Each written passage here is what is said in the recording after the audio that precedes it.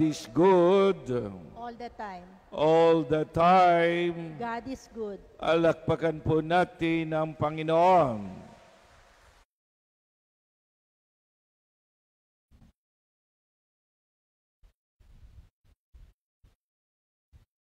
Sinabi ni Jesus sa pagbasa ngayon, itong katagang ito, ang anak ng tao ay pagkakanulo at papatayin, ngunit muling mabubuhay sa ikatlong araw. Yun po ang kanyang itinuturo sa mga apostoles niya. Kaya napaka-importanteng turo ito, kaya ayaw niyang maistorbo ang pagtuturong iyon. Napakahalaga sapagkat ito ang sentro ng misyon ni Jesus, na siya ay pahihirapan, ipagkakanulo, papatayin, ngunit muling mabubuhay sa ikatlong araw. Hindi po ba ikalawang beses na ito sinabi ni Jesus? Kung natatandaan nyo, kailan po iyon? Tingin kayo dito, kung natatandaan ninyo, kailan po sinabi ni Jesus iyon?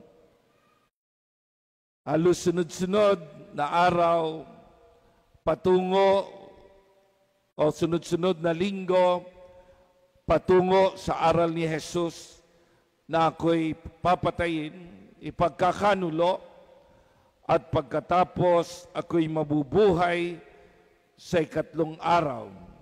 Hindi nyo na alala kung kailan? Nung isang linggo. Hindi po ba?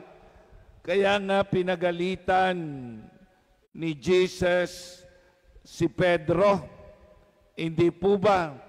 Kasi sinabihan ni Pedro, hindi po pwede yan. Okay? Pinagalitan ni Pedro rin si Jesus. Diba? Dahil parang ayaw pansinin ng mga alagad itong pinakamahalagang turo sapagkat hindi yan ang kanilang gusto. Meron silang gusto, diba? Kaya, alam nyo mga minamahal na kapatid, ano ba yung gusto nila?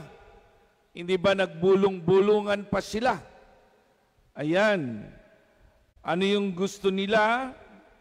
Sabing ganon dito, sa pagbasa, tinanong sila ni Jesus, sabing ganon, ano bang pinagtatalunan ninyo sa daan? Ayun, nagtatalo-talo pala sila. Yung kagustuhan nila, ang kanilang pinagtatalunan. Diba? Sapagkat ang pinagtatalunan nila, hindi sila kumibo. Kasi nga, baka nadala sila. Dahil nasabihan si Pedrong, hindi sa Diyos ang iyong iniisip, Satanas, lumayo ka sa akin. So yung iniisip nila, yung pinagtatalunan nila, yun pa rin. Hindi po ba hindi na nawala yung kanilang gusto, yung kanilang pinapangarap? Kaya ang tawag dito ay ambisyoso. Diba? Ambitious. Iba naman yung ambition. Halimbawa, nangangarap ako na makatapos ng pag-aaral. Nangangarap akong yumaman man lang para sa aking pamilya.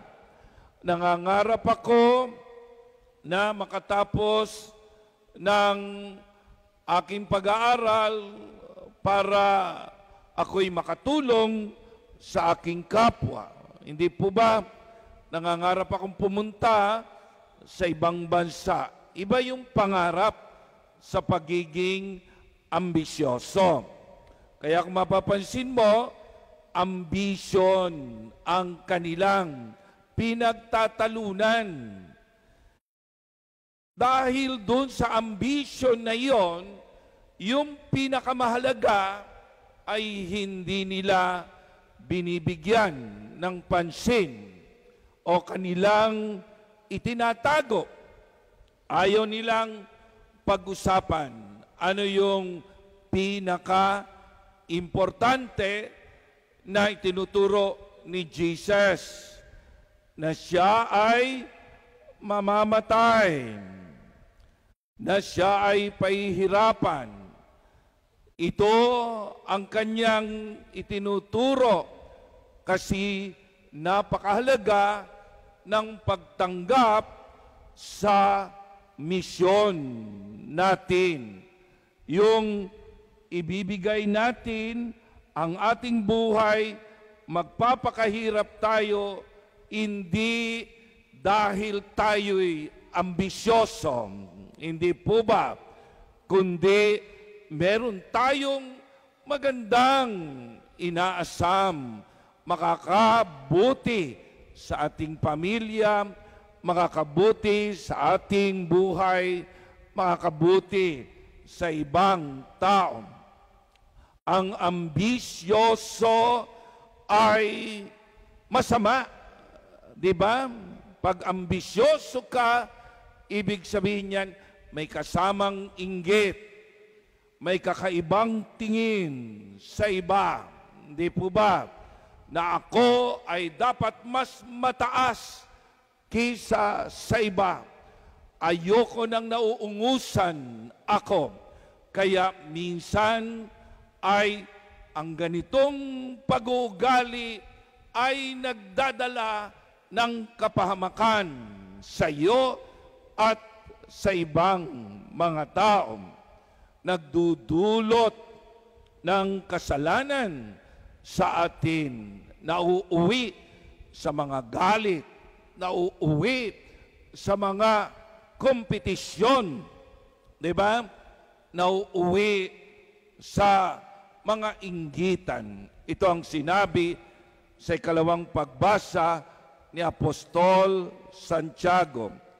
Mga kapatid, saan man nagahari ang inggit at makasariling hangarin, magahari din doon ang kaguluhan at lahat ng uri ng masasamang gawa. Ngunit ang may karunungan mula sa Diyos, una sa lahat ay may malinis na pamumuhay. Tingnan ninyo, yung itinuturo ni Jesus na pagpapakasakit, paghihirap para matamo ang kabutihan, matamo ang pangarap na hindi dulot ng inggit, hindi dulot ng pagyayabang, hindi dulot ng pagiging ambisyoso. Iyon ay karunungan na mula sa Diyos. Sinabi pa ni Santiago, ano ang pinagmumulan ng inyong alitan at paglalaban-laban? Hindi ba't ang masasamang nasa na namumugad sa kalooban ng bawat isa sa inyo at pawang nagkakalaban-laban? Mayroon kayong pinakamimithi, ngunit hindi ninyo makamtan, kaya't papatay kayo kung kailangan. Mapasa inyo lamang ito dahil sa inyong pag-iimbot sa mga bagay na hindi inyo, kayo'y magkakagalit-galit at maglalaban-laban.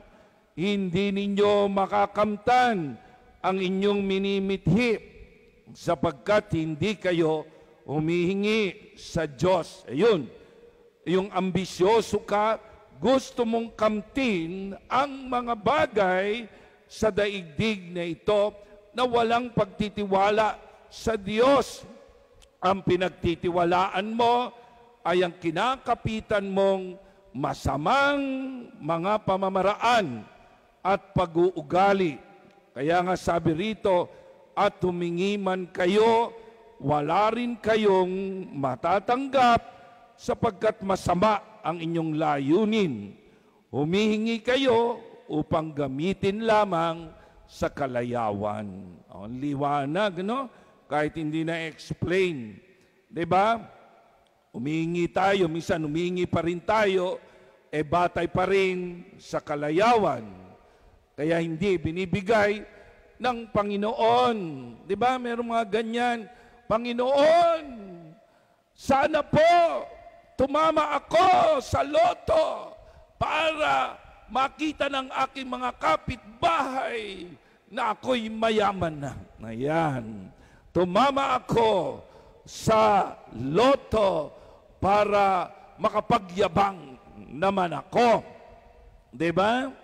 O sana po, Panginoon, magtapos ang aking mga anak para yung aking mga kapatid na yan ay matalo namin.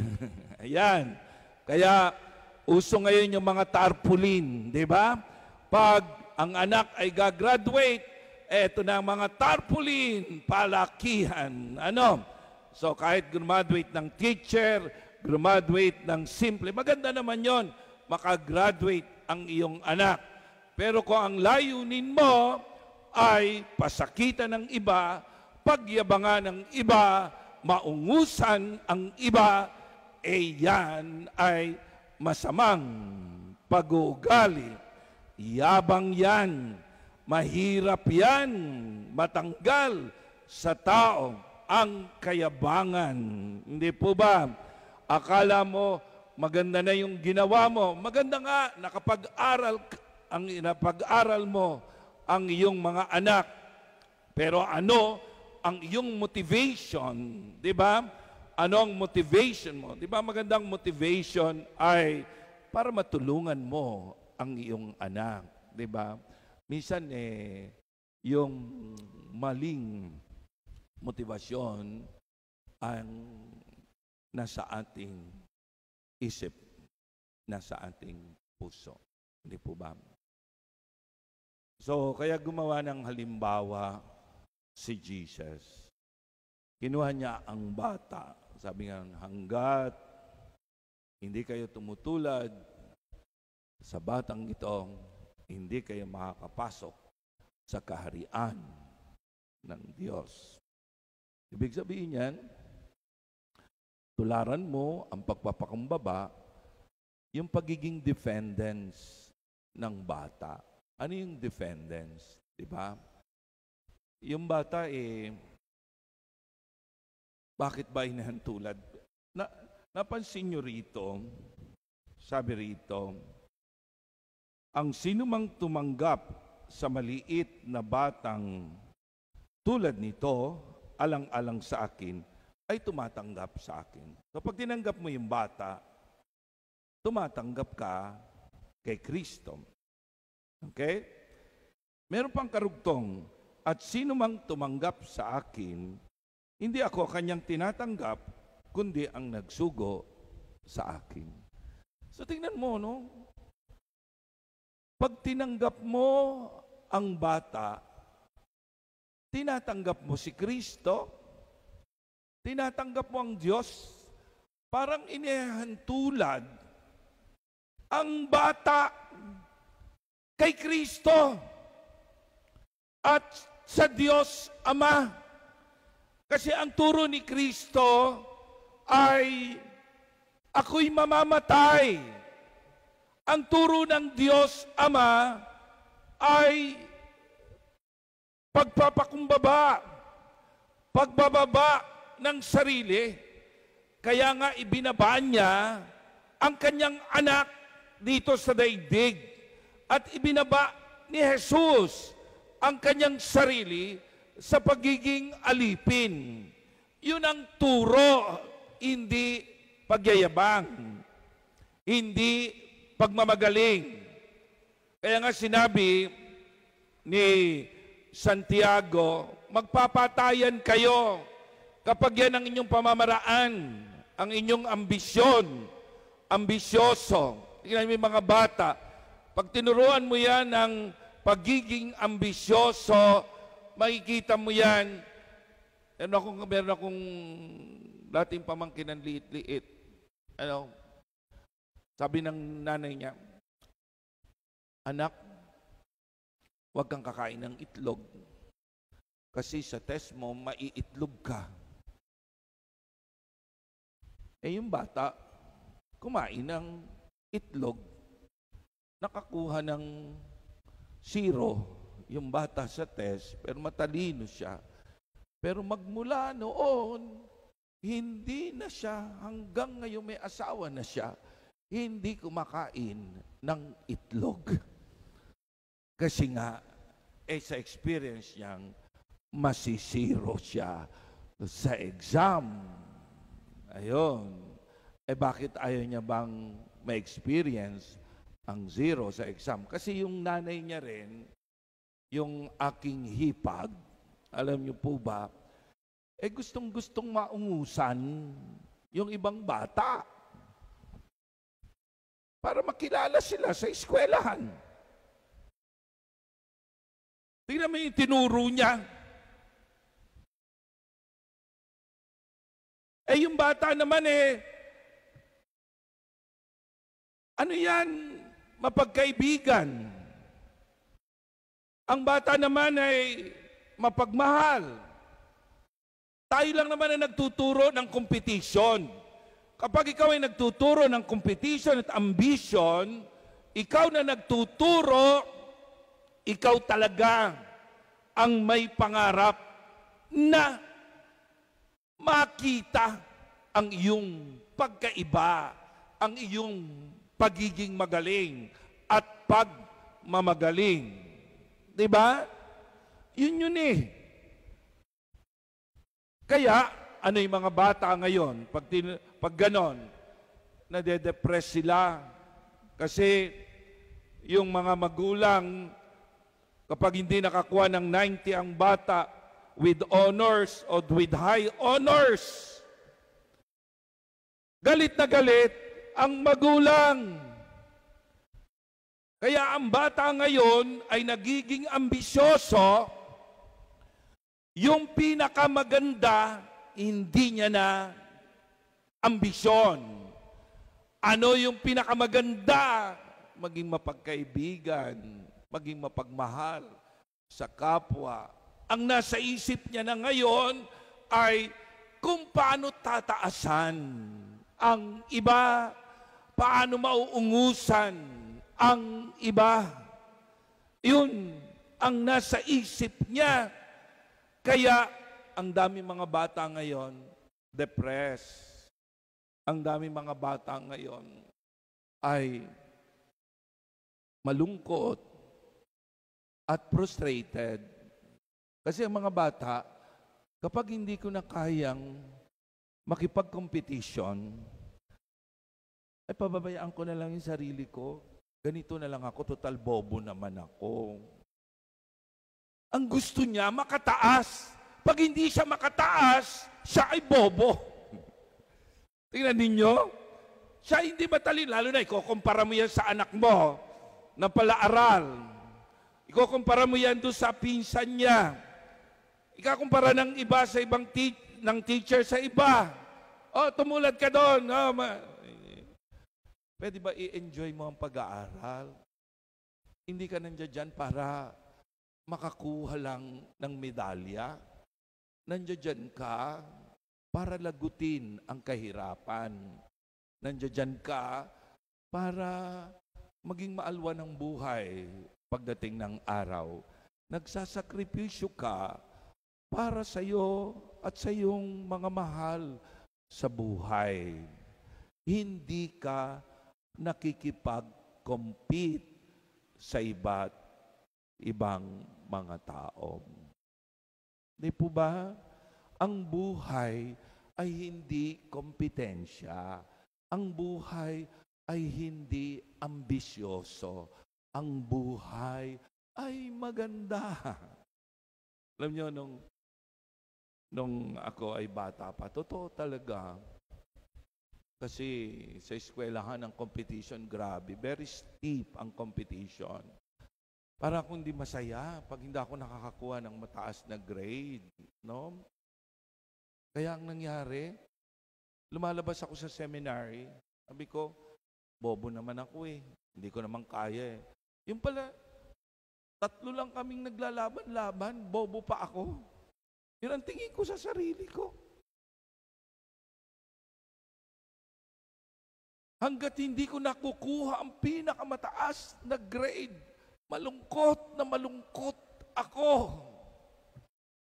Tapos nakakalimutan ko yung ibang mga tao na pwede pala kaming magtulungan, pwede pala kaming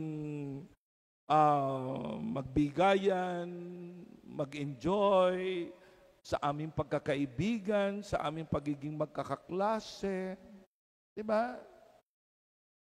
Pagkayabangan ang iyong ipinakain sa anak mo, sa konsensya ng anak mo, sa isip ng anak mo, hindi yan magiging maligaya. Sa totoo lang, yung mga medal, meron ba yung function? Yung iba pinagyayabang lang yan eh. Di ba? Hindi ko naman sinabing huwag ka magkaroon ng medal. Ang sinasabi ko sa iyo, yung mga medalyang iyan, hindi naman pagpupunta ka sa trabaho, dala-dala mo yung medalya mo eh. Pagtatawanan ka, pag dala-dala mo yung medalya mo. Ano ang hahanapin sa iyo? Yung kaalaman mo, karunungan mo. At kapag nagtatrabaho ka na, anong mahalaga sa iyo? Ang kabutihan mo. Kasi kung hindi ka mabuting tao, marami kang kaaway. Kung magyayabang ka lang doon. Di ba? Kaya hindi yan ang turo ng Panginoon sa atin, mga Kristiyano, ang maging ambisyoso. Hindi yan. Kung napapansin ninyo, itong ibon dito, yan ang turo dyan eh. Kaya yan ay simbolo ng Kristyanismo. Nagtataka kayo, bakit may ibon dyan? Yun ang sabi ng isang pari. Kasi pelican bird yan. Yan ang simbolo ng mga Kristiyano noong araw. Alam niyo ba yung pelican, yung itong klase ng ibon na ito? Sabing ganun eh, ito daw ay isang ibon na magandang halimbawa ng pagiging Kristiyano. Ano yan?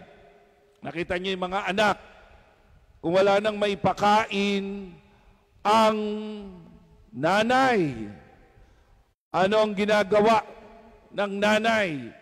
Binubutas niya ang kanyang dibdib at pinababayaan niyang tumulo ang dugo. Lumabas ang dugo at yun ang pinakakain niya sa kanyang mga anak. At yung kanyang laman, ang kanyang pinakakain. Yun ang simbolo ng Kristyanismo. Ang simbolo ng Kristyanismo ay paghahandog ng sarili. Ang simbolo ng Kristyanismo ay self-sacrifice. Ang simbolo ng Kristyanismo ay ibigay ang iyong buhay para mabuhay ang iba. Sa pamamagitan ng mga pagsisikap, sa pamamagitan ng pananagutan, sa pamamagitan ng pagmamahal. Sabihin mo sa katabi mo, huwag ka nang ambisyoso, ha? Huwag ka nang mayabang. Ituro mo ang self-sacrifice, pananagutan. Ha? Ikaw mismo, huwag kang dada ng dada.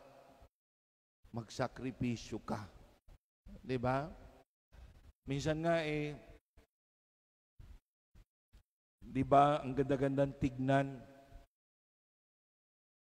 yung isang nanay, pagod na rin siya sa trabaho sa bahay. Pero pag darating yung kanyang asawa, di ba? Ang ganda-ganda ng bahay, malinis, di ba? Nakangiti siya, kahit hindi sweldo, hindi 15 at 30, nakangiti siya sa kanyang asawa, di ba? Minsan nakangiti lang tayo pag 15 at 30, di ba? No? Self-sacrifice, di ba? Pananagutan. Pagluluto mo ng kahit hindi mamahaling ulam, pero masarap ang pagkaluto kasi bunga ng pagmamahal. Di ba? Ganun ang mga asawa At pagkatapos ipagtitimpla mo ng kape, naku po, yung pagod na isip at katawan ng lalaki, sinasalo ng kagandahan ng kalooban ng babae. Yung kanyang pananagutan at pagmamalasakit. Pero ang problema, ginagawa nga lang yan kapag 15 at 30. Pag simpleng araw, ano sinasabi ng babae? Minsan, magtimpla ka ng kape mo. Diba? Ganyan. Mag-ingat kayo dyan. Okay? Tandaan nyo, ang pagiging Kristiyano ay self-sacrifice. Isinasakripisyo mo ang iyong buhay, ang iyong sarili. Para, una sa lahat, sa mahal mo sa buhay. Pangalawa, para sa ibang tao. Kaya mga anak, naku po, ako'y rinding-rinding ngayon sa mga kabataan. Lagi nakatunganga sa cellphone. Grabe. Nakatunganga talaga. Kumakain na, nakatunganga pa. No, grabe talaga. Sabi ko, paano matatagalan ito? Kasi ibang mga altar servers namin, kumakain dyan, pinakakain ko. Kung hindi mo utusan, magsando ka ng sarili mong kanin. Maghugas ka ng pinggan. Kung hindi mo makikita, iiwanan yung pinggan. Hindi magsasandok. Hindi magluluto. Minsan kami, wala kaming cook. Sabi ko, luto tayo ng pagkain. Ako pa magluluto ng pagkain sa kanila para makakain sila bago mag-serve. Sabi ko, apakakuripot ng kabataan ngayon. Walang self-sacrifice. Ewan ko kung tayo din ganun na din. Tandaan nyo yan, ha? Sabing ganun, kapag hindi ka tumulad sa isang bata, yung isang bata, nagpapakumbaba, hindi makasarili. Hindi naman ang bata ay, kapag hindi mo tinuruan yan ng pagiging ambisyoso ang mga bata, hindi yan makasarili. Ibibigay niyan. Miski yung gustong-gusto niyang laruan, ipapahiram sa iyo. Pero kapag ang nanay sinabi niya, wag mo yan papahiram sa pinsan mo, ha? Sa iba, ha? Sa'yo lang yan, ha? Kainin mong lahat yan, ha? Doon na magsisimula yung pagiging makasarili niya. Okay? Dapat sabihin mo sa bata, pahiram mo yan sa pinsan mo. Pag nasira, hayaan mo, anak, ire-repair ko na lang. Ang importante, natuwa ang pinsan mo. Diba? Okay? Parang malungkot kayo. Ha? God is good. All the time. Palakpakan natin ang Panginoon. Sa ngalan ng Ama at ng Anak at ng Espiritu Santo. Amen. Ngayon sa katahimikan ng ating mga puso, atin namang ilapit ang ating mga kahilingan sa Ama, kay Jesus at sa Espiritu Santo. Awitin natin ang alam kong may magagawa ang Diyos.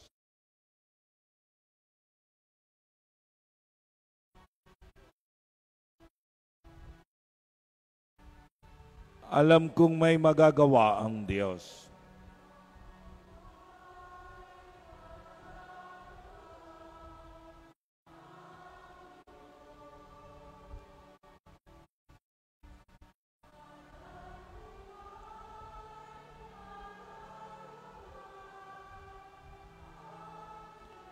Kung ako'y magtatapat sa Kanya'y maglilingkod,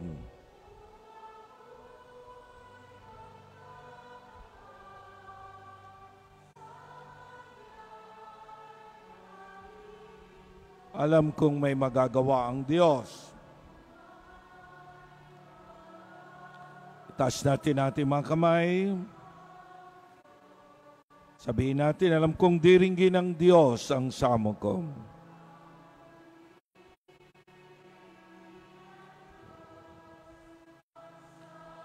Alam kong diringgin ng Diyos ang samo ko.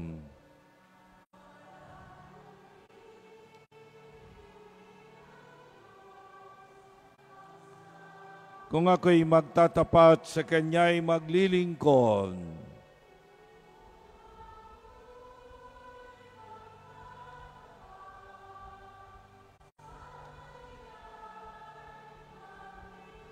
alam kong diringgin ng Diyos ang samo ko.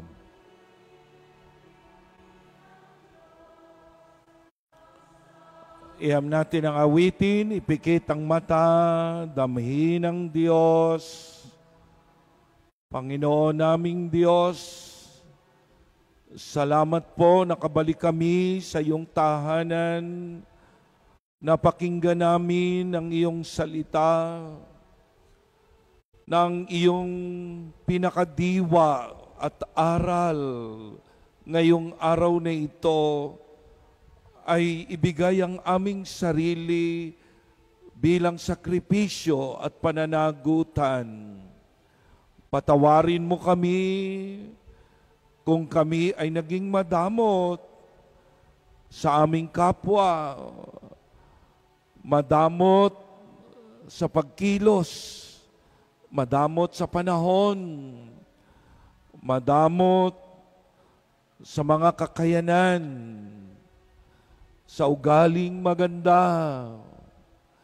Panginoon naming Diyos, sana po, habang kami naririto sa daigdig na ito, turuan mo kaming maging mapagbigay, lalong-lalo na sa mahal namin sa buhay. Yun po ang lagi namin pinag-aawayan. Hindi kami mapagpasensya, hindi kami mapanagutan, hindi kami maalalahanin, makasarili kami.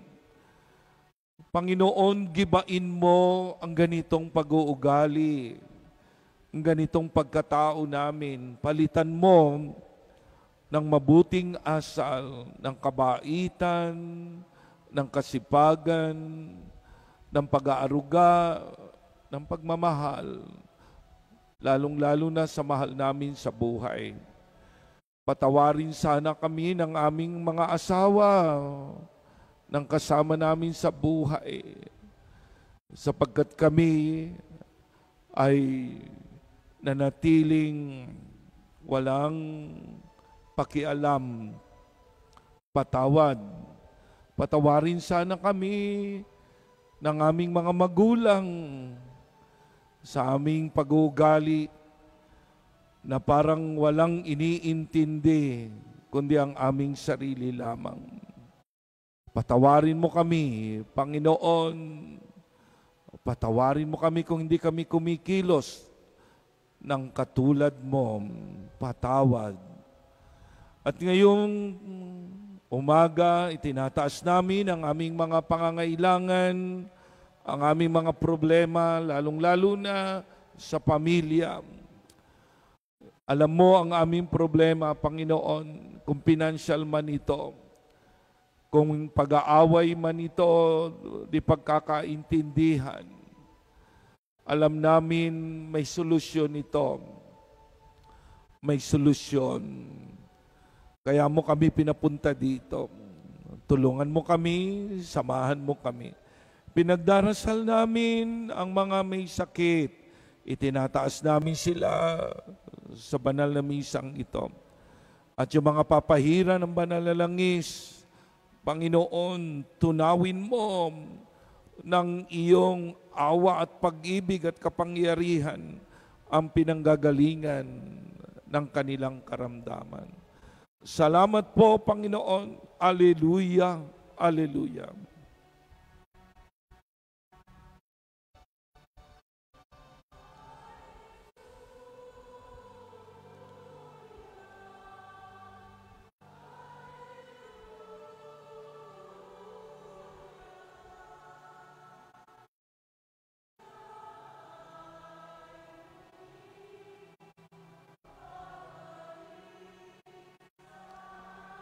Alleluia, alleluia.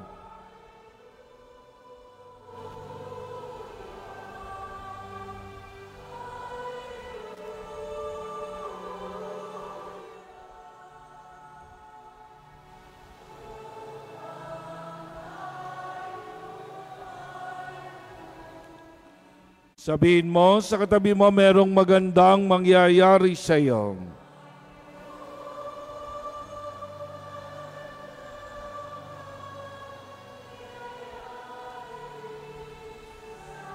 Kung lalapit ka kay Jesus,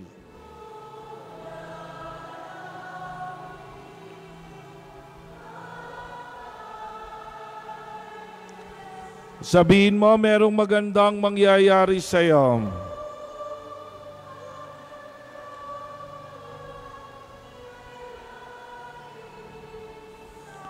Kung lalapit ka kay Jesus,